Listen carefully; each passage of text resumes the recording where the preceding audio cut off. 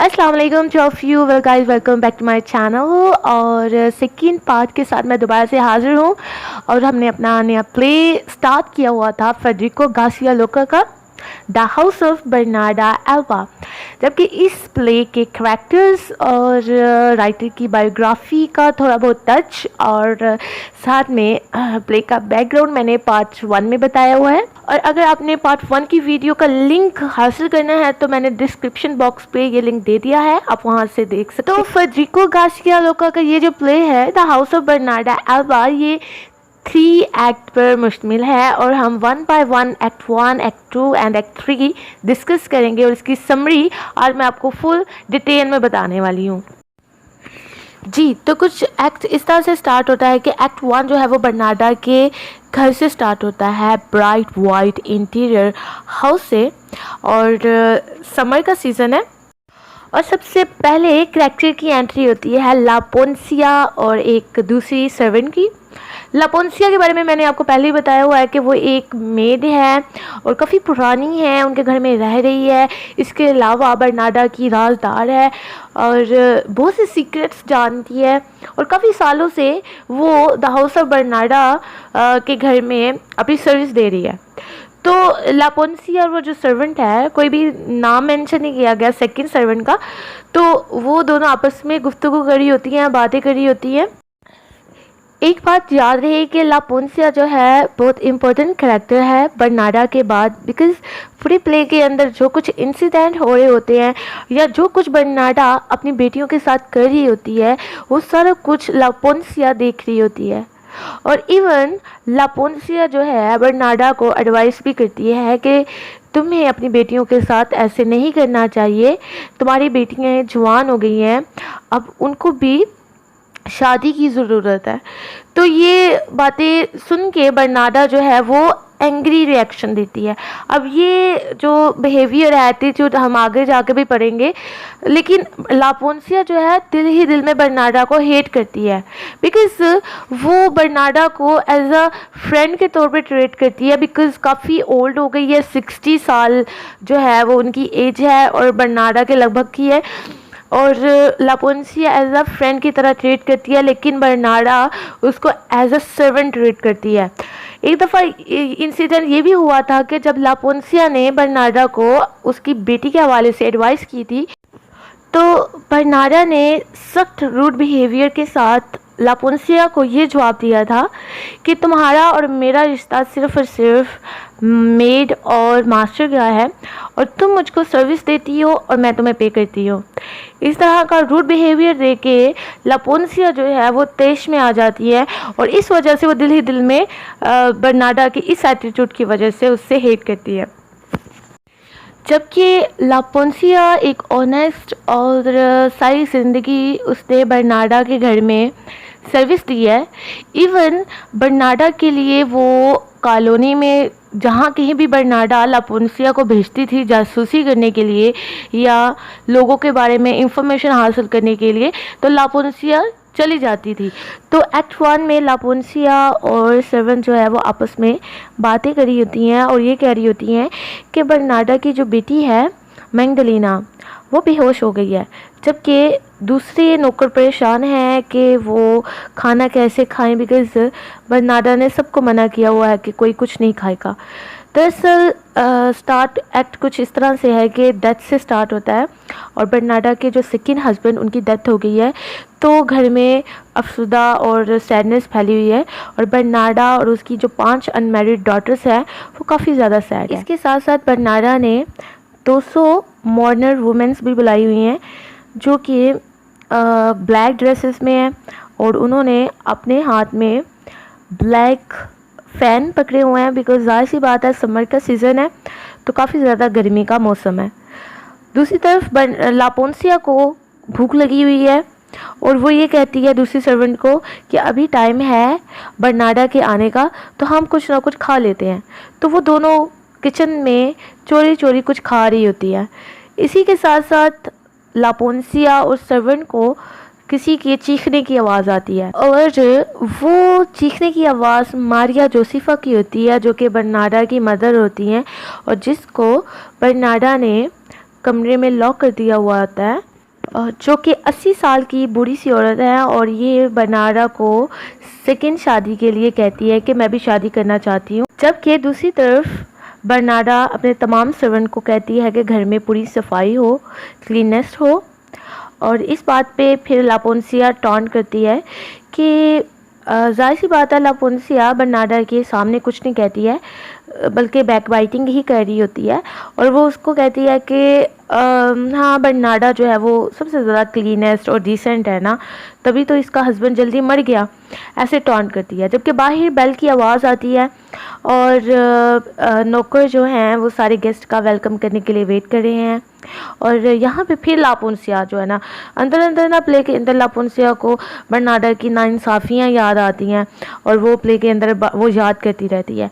तो पास्ट में चली जाती है। तो फेडरिको गार्सिया ने ये एक ट्रिक यूज़ की हुई है कि पास्ट की बातें भी इसके अंदर ऐड की हुई हैं।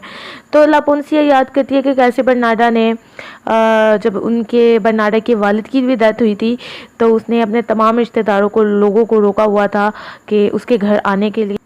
इसके अलावा लापोन्सिया ये कहती है कि बरनार्डा की ज़िंदगी परफेक्ट बिल्कुल नहीं है, और उसकी 5 अनमैरिड अगली डॉटर्स हैं। और जबकि इन 5 अनमैरिड डॉटर में से सबसे लकी जो है वो अंगस्टियस है, बिकॉज़ उसके पास डोरी है, उसके पास ज़्यादा पैसा है एज़ कम्पेयर टू दूसरी सिस्टर्स के, क्योंकि अंगस्टियस जो हैं वो बरनार्डा के पहले हस्बैंड में से थी।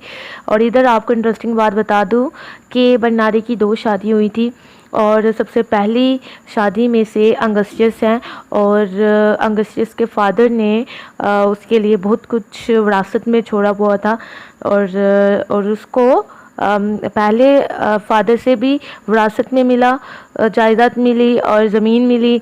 इसी तरह से सेकंड फादर से भी उसको विरासत में डोरी मिली। तो यहाँ पे लापोन्सिया के करैक्टर की वजह से ही हमें बरनार्डा के घर में जितने भी इंसिडेंट, इवन उसकी बेटियों के बारे में जितनी भी इंफॉर्मेशन है वो लापोन्सिया की ही मदद से मिलती है। क्योंकि अभी तक एक्ट 1 में ना तो बरनार्डा की एंट्री हुई है और ना ही उनकी 5 अनमैरिड डॉटर्स की। तो ये जितनी भी बातें हो रही हैं ये सारी लापोन्सिया खुद कर रही है और हमें बता रही है। इसके अलावा अंगस्टियस जो हैं वो पिप एल रोमानो एक नया करैक्टर है, उसके साथ इंगेज भी है।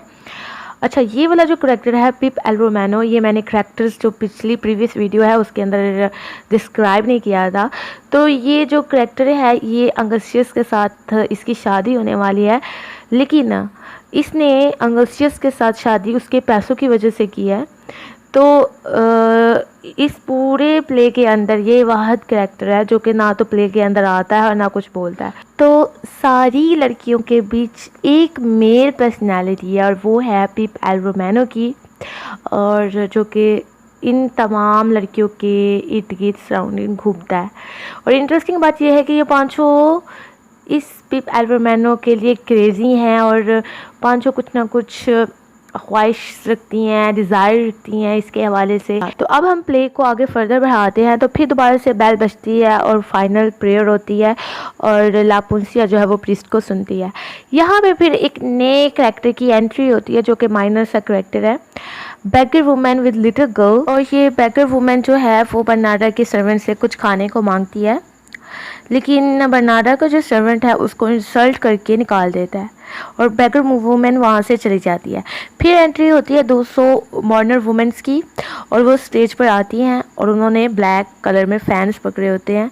और एंड पे फिर बरनार्डा और उसकी 5 अनमैरिड डॉटर की एंट्री होती है। और इसके साथ ही जब बरनार्डा रोने की आवाज़ें सुनती है तो फिर बरनार्डा डांटती है और कहती है रोना कम करो, सफाई पे ध्यान दो, और वो अपने सर्वेंट पे गरजती है। इस एटीट्यूड को देख के एक वुमेन बरनार्डा को कहती है कि थोड़ा रहम करो अपने नौकरों के ऊपर, और इस बात को सुन के बरनार्डा भड़क उठती है और कहती है कि मैंने किसी को इजाज़त नहीं दी कि मुझे एडवाइस करे। और फिर वहाँ पे फील्ड वर्क और हार्वेस्टिंग के बारे में बात होती है, और बरनार्डा लापोन्सिया को कहती है कि सबको लेमन या लेमन जूस जो है वो आदमियों को दिया जाए जो उनके घर में आए हुए हैं। इसके बाद फाइनल प्रेयर के बाद बरनार्डा अपनी 5 बेटियों को एक न्यूज़ सुनाती है। 5 बेटियों के नाम आई थिंक मैंने आपको बता दिए हैं कैरेक्टर्स के अंदर। फिर भी मैं इधर बता देती हूँ। अंगस्टियस, मैग्डलिना, अमीलिया, मार्टिरियो एंड अदिला, इनको बताती है कि उनके फादर की डेथ हो गई है तो उनको 8 ईयर तक मॉर्निंग करनी होगी, यानी कि 8 साल तक। कितना बड़ा गैप है। और एक ही ड्रेस के साथ उन्होंने मॉर्निंग करनी है जो कि ब्लैक ड्रेस में होगा, और इसके अलावा उन्होंने कोई कलर नहीं पहना है, कोई फैशन नहीं करना है। जबकि दूसरी तरफ से मारिया जोसेफा जो कि बर्नाडा की मदर है, उनके चीखने की आवाज़ आती है और वो बर्नाडा को कह रही होती है कि बर्नाडा मुझे बाहर निकालो, मैं शादी करना चाहती हूँ, मुझे इस कमरे में नहीं रहना है। और बर्नाडा अपने रोब के साथ अपनी मदर को चुप करवाती है और यहाँ से एक्ट 1 जो है वो ख़त्म होता है। एक्ट 1 की तरह एक्ट 2 भी बर्नाडा के रूम, वाइट रूम से स्टार्ट होता है। तमाम कैरेक्टर्स बैठे हुए हैं और तमाम डॉटर्स जो है वो एक दूसरे के लिए स्टिच कर रही हैं, सिलाई कर रही हैं, कढ़ाई कर रही हैं, और वहाँ पे लापोन्सिया भी है। और जबकि अंगस्टियस जो है फिर वहाँ पे बात करती है कि काश मैं इस घर से चली जाऊँ, ये घर जो है एक किस्म का जहन्नुम है। ज़ाहिर सी बात है, बर्नाडा अपने रोब के साथ, सख्ती के साथ उनके ऊपर कंट्रोल किए हुए है, तमाम बेटियों के ऊपर। तो तमाम बेटियां जो है वहाँ से भागना चाहती हैं कि गर्मी का ही मौसम है, समर का मौसम है। तमाम जो है ख़वातीन गर्मी में बैठी हुई हैं और उन्होंने हाथ में फ़ैन पकड़े हुए हैं। और लापोन्सिया जो है वो फिर अपने हस्बैंड की बात करती है कि कैसे वो फर्स्ट टाइम अपने हस्बैंड से मिली। जबकि मार्टिरियो और अदिला की बात होती है। ज़ाहिर सी बात है, मार्टिरियो जो है वो एक जेलसी करैक्टर है। पूरी बहनों के अंदर ये वाद करैक्टर है जो कि जेलस करी होती है, और इसको दिल ही दिल में पता होता है कि अदिला जो है वो पेपे को पसंद करती है। और इसके अलावा फिर एंड पे रिवील होता है कि मार्टिरियो भी पेपे को पसंद करती है। यहाँ पे हमें पता लगता है कि सारी बेटियाँ दिल ही दिल में पेपे एल रोमेनो को पसंद करती हैं, और ये सब कुछ जो फॉल्ट है, जो गलती है, वो बर्नाडा की ही वजह से है, जो जिसने अपनी बेटियों को इतनी इजाज़त भी नहीं दी कि वो बाहर जा सके, अपनी पसंद से किसी को चूज़ कर सके। दरअसल फेडरिको गार्सिया ने यहाँ पे एक कॉन्सेप्ट समझाने की कोशिश की है कि जब एक इंसान या फिर कोई भी पर्सन जवान होता है तो उसके अंदर कुछ ना कुछ एक्सपेक्टेशन होती हैं, डिज़ायर्स होती हैं, ख्वाहिशात होती हैं, जिसकी फुलफिलमेंट ज़रूरी है। ये फितरती जज्बा है। तो यहाँ पे सेम कंडीशन इनकी बेटियों के साथ भी थी। वो भी चाहती थी कि उनका भी कोई लाइफ पार्टनर हो, उनके साथ ज़िंदगी स्पेंड करें वो। यहाँ तक कि बर्नाडा की माँ जो है मारिया जोसेफा, वो भी यही चाहती थी, लेकिन ये सारा चीज़ें जो थी बर्नाडा इग्नोर कर रही थी। जबकि अंगस्टियस मार्टिरियो को टांट करती है और कहती है कि तुमने एक ना एक दिन जेलसी कर करके एक पागल औरत बन जाना है।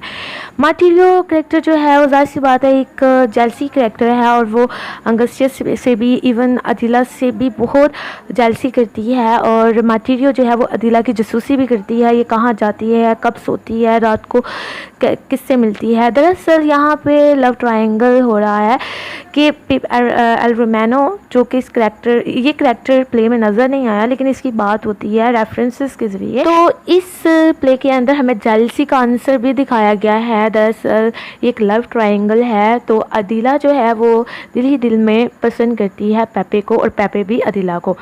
जबकि पेपे अंगस्टियस का क्या है, इंगेज्ड फियोंसे है।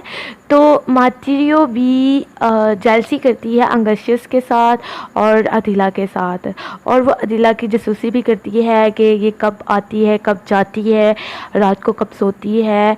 और इसके अलावा मार्टिरियो जो है, ये फिर बाद में बात पता चलती है कि मार्टिरियो भी पेपे को पसंद करती है। तो इस तरह से जो सारी लड़कियां हैं वो एक ही लड़के के लिए क्रेज़ी हैं, और वो है पेपे। और फिर उसके बाद अदिला जो है वो लापोन्सिया को कहती हैं कि वो मार्टिरियो को बिल्कुल पसंद नहीं करती है, क्योंकि मार्टिरियो जो है वो अदिला की जासूसी करती रहती है। इसी बीच फिर एक सर्वेंट आता है और कहता है कि मैडम बर्नाडा ने सबको बुलाया है, तो सब चले जाते हैं। मार्टिरियो, मैग्डलिना, अंगस्टियस सब चले जाते हैं सवाई अदिला और लापोन्सिया के। और अदिला लापोन्सिया को कहती है कि वो मार्टिरियो को बिल्कुल पसंद नहीं करती है, क्योंकि वो उसकी जासूसी करती रहती है। जबकि लापोंसिया को ये शक है कि अदीला जो है वो पेपे को पसंद करती है, तो वो ये बात जानने की कोशिश करती है, जबकि अदीला इस बात से इनकार कर देती है। लापोंसिया फिर प्रूफ जब देती है तो अदीला मान जाती है और फिर साथ रोना शुरू कर देती है। लापोंसिया फिर अदीला को जो है तसल्ली देती है कि अंगसियस जब प्रेग्नेंट है तो उसकी प्रेगनेंसी के बाद वो शायद मर जाए, तो तुम फिर उसके बाद शादी कर लेना, ये एडवाइस देती है लापोंसिया अदीला को। ये बात सुन के फिर अदीला चुप हो जाती है। इसके बाद नेक्स्ट सीन कुछ यूँ स्टार्ट होता है कि अंगसियस आती है अपने रूम से भागती हुई, और इसके अलावा उसके फेस के ऊपर काफ़ी ज़्यादा परेशानी के तासुरात हैं। वो सबसे कहती है कि किसने तस्वीर चुराई, और तस्वीर किसकी? पेपे एल रोमाने की, यानी कि उसके फियोंसे की तस्वीर किसने उसके बेड से चुराई है, जो वो पैलों के नीचे, तकिए के नीचे रख के सोती है। इसके साथ साथ ही तमाम हवातीन को बुलाया जाता है और पूछा जाता है कि किसने तस्वीर चुराई है। तो लापोंसिया की नज़र अदीला भी होती है, बिकॉज लापोंसिया को पता होता है कि अदीला दिल ही दिल में पेपे एल रोमानो को पसंद करती है, तो शक की सुई अदीला पे जाती है। जबकि बर्नाडा शोर की आवाज़ सुन के बाहर निकलती है अपनी छड़ी के साथ और सबको कहती है खामोश हो जाओ, और फिर लापोंसिया को सबके कमरों में भेजती है तलाशी करने के लिए। कुछ देर के बाद लापोंसिया तस्वीर के साथ हाजिर होती है, और लापोंसिया को जो तस्वीर है वो मार्टिरियो के रूम से मिलती है। अब यहाँ पे लापोंसिया को पता चल जाता है कि मार्टिरियो भी दिल ही दिल में पेपे को पसंद करती है। ये कंडीशन देख के बर्नाडा आग बगोला हो जाती है, एंग्री हो जाती है, और वो मार्टिरियो को छड़ी से मारना शुरू करती है। और इसके साथ साथ अंगसियस भी मार्टिरियो के बाजू पकड़ती है, और जबकि मार्टिरियो फिर कोई बहाना लगाती है और ये कहती है कि मैंने तो मजाक के साथ ये तस्वीर जो थी वो छुपाई थी, मेरा कोई मकसद नहीं था, मैं अंगसियस के साथ मजाक कर रही थी। इस बात को देख के अदीला भी वार करती है। जाहिर सी बात है, अदीला का अब ये टाइम था कि वो मार्टिरियो को अच्छा सबक सिखाए, तो वो कहती है ये सब झूठ है, ये जेलसी करती है, इसके सीने में आग है जो कि ये इस तरह की हरकतें करके बुझाना चाहती है। इस इंसिडेंट के बाद बर्नाडा अंगसियस को कहती है कि ये एक सिर्फ मजाक था, तुम भूल जाओ, और सब वहाँ से चले जाते हैं। और फिर बर्नाडा सबको भेज के सिर्फ लापोंसिया को रखती है अपने पास और उसको बताती है कि जल्दी से अब ना अंगसियस की और पेपे एल रोमाने की शादी हो जानी चाहिए ताकि ये आदमी हमारे घर ना आए। और फिर इस बात को सुन के लापोंसिया बर्नाडा को कहती है कि अपनी आंखें खोलो, तुम्हारी बेटियां बड़ी हो गई हैं, उनके अंदर भी कोई जज्बात हैं, डिज़ायर्स है। लेकिन बर्नाडा इस बात को इग्नोर करती है और इवन अपनी बेटियों की करतूतों को भी वो इग्नोर करती है जो वो कर रही होती हैं, बल्कि वो सिंपल अपना ही रोब चलाना चाहती है। यही बातें चल रही होती हैं तो एक सर्वेंट आता है एक खबर लेके बर्नाडा के नेबर की कि वहाँ पे एक लड़की ने शादी की और वो प्रेग्नेंट हुई और उसने अपने बच्चे को मार दिया और बड़ी बेशर्मी से लाश को छुपाने की कोशिश की। और मकानी अफराद बच्ची को मारने के लिए घास के मैदान में बाहर घसीट के लेके आ रहे हैं। जब बर्नाडा ये बात सुनती है तो वो ये बात सुन के उनके हक में जवाब देती है कि अच्छा हुआ, ऐसी लड़की के साथ ऐसा ही होना चाहिए था। ये बात सुन के पांचों बेटियां जो है वो खौफजदा हो जाती हैं, फरसुदा हो जाती हैं और अपनी माँ को समझाने की कोशिश करती है। अब इस प्ले के अंदर डिफरेंट इंसिडेंट हो रहे हैं और फेडरिको गार्सिया ने ये इंसिडेंट जब ऐड किया है तो इट मीन्स दैट कि इसके अंदर भी वुमेन के साथ जो तशद्दुद किया जा रहा है उसको शो किया है। तो इसका जो बेसिक प्ले है या प्लॉट है उसके साथ कोई भी अमल दखल नहीं है, लेकिन इसके साथ इसको अटैच करके उसने ख़वातीन के ऊपर जो होने वाले जुल्म है उस कंसेप्ट को बयान किया है या अपनी थीम को एक्सप्लोर किया। इसके अलावा अब हम लास्ट एक्ट की बात करते हैं जो कि तीसरा एक्ट है, आखिरी एक्ट है ये। और ये एक्ट जो है वो बर्नाडा के आंगन में यानी सेहन में स्टार्ट होता है और बर्नाडा और उसकी पांचों बेटियां बैठी हुई हैं और खाना खा रही हैं जबकि लापोंसिया उनको सर्व कर रही है। और यहाँ पे एक नए कैरेक्टर की एंट्री होती है जिसका नाम है प्रूडेंसिया। प्रूडेंसिया जो है वो बर्नाडा की फ्रेंड है। खाना खाने के बाद प्रूडेंसिया बर्नाडा से अलविदा लेती है, लेकिन बर्नाडा उसको फोर्स करके रोक लेती है। बर्नाडा प्रूडेंसिया से उसके हस्बैंड के बारे में बात करती है और प्रूडेंसिया बताती है कि उसके शौहर ने अभी तक अपनी बेटी से बात नहीं की है, जबकि प्रूडेंसिया अपनी बेटी की गैर मौजूदगी की वजह से बहुत परेशान है क्योंकि वो अपनी बेटी से बहुत प्यार करती है। ये बात सुन के बर्नाडा प्रूडेंसिया को कहती है कि तुम्हारे हावद ने अच्छा किया है, तुम्हारे हस्बैंड ने बहुत अच्छा फैसला किया है अपनी बेटी को निकाल के, क्योंकि एक नाफरमान बेटी दुश्मन से कम नहीं है। तो इस कमेंट से हमें बखूबी पता चलता है कि वो बर्नाडा अपनी बेटियों पे इतना प्रेशर क्यों डालती है। वो ये चाहती है कि उसकी बेटियां उसकी ओबीडियंस बने, उसकी हर एक बात माने। ये सारी बातें हो रही होती है कि अचानक दीवार के पीछे से बहुत तेज़ आवाज़ आती है और बर्नाडा ये कहती है कि ये एक स्टालिन है जो घोड़ों की हिफाजत करता है और उसकी देखभाल करता है और जो कि एक स्टाल में बंद है। दरअसल बर्नाडा ने इसको बंद किया हुआ है क्योंकि इसने घोड़ों के साथ मिलावट करने की कोशिश की थी और बर्नाडा इसको सज़ा के तौर पे ये कहती है कि इसकी गर्दन में टेचर लगाकर इसको सेहन के बाहर निकाला जाए। दूसरी तरफ प्रूडेंसिया अंगशियस से उसकी शादी के हवाले से बात करती है और बर्नाडा कहती है कि ये 3 दिन में शादी होनी चाहिए और अंगशियस प्रूडेंसिया को अपनी रिंग दिखाती है और प्रूडेंसिया अंगशियस की रिंग की तारीफ़ करती है और जबकि अदीला कहती है कि इस रिंग को मोती का की बजाय हीरे का होना चाहिए था। जबकि बर्नाडा इस बात को चेंज कर देती है और फर्नीचर के बारे में बात करते हैं जो कि बहुत खूबसूरत होता है। इसके बाद जब आखिरी चर्च की घंटी बजती है तो प्रूडेंसिया वहाँ से चली जाती है। रात का खाना खाने के बाद अदीला जो है वो बाहर टहलने को जाती है, उसके साथ ही अमीलिया और मार्टिरो भी चली जाती हैं। एंड पे अंगशियस और बर्नाडा रह जाती हैं और बर्नाडा और अंगशियस आपस में गुफ्तगू कर रही होती हैं। बर्नाडा अंगशियस को कहती है कि तुम्हें मार्टिरो को माफ़ कर देना चाहिए फ़ोटो डकैती की वजह से, यहाँ जो मार्टिरो ने फ़ोटो तुम्हारे कमरे से चुराई थी। मज़ीद बर्नाडा अंगशियस से पेपे एल रोमेनो के बारे में पूछती है कि वो तुम्हारे बारे में क्या सोचता है। तो अंगशियस ये कहती है कि मैं परेशान हूँ, उसका दिमाग एक तरफ रहता ही नहीं है। ये बात सुन के बर्नाडा अंगशियस को ये एडवाइस करती है कि अंगशियस अगर तुम किसी मर्द के साथ रहना चाहती हो तो तुम्हें मर्द को नज़रअंदाज करना सीखना होगा। इसी के साथ साथ लड़कियाँ जो बाहर टहलने जाती हैं वो वापस आ जाती हैं और अंगशियस बेड की तरफ सोने के लिए जा रही हैं क्योंकि आज अंगशियस को पेपे एल रोमेनो मिलने के लिए नहीं आ रहा है, तो वो जल्दी जाके सोने लगी है। इसके बाद अदीला बड़े मुहतात अंदाज में घर के अंदर दाखिल होती है और मार्टिरो जासूसी करके अदीला को ढूंढना शुरू कर दिया।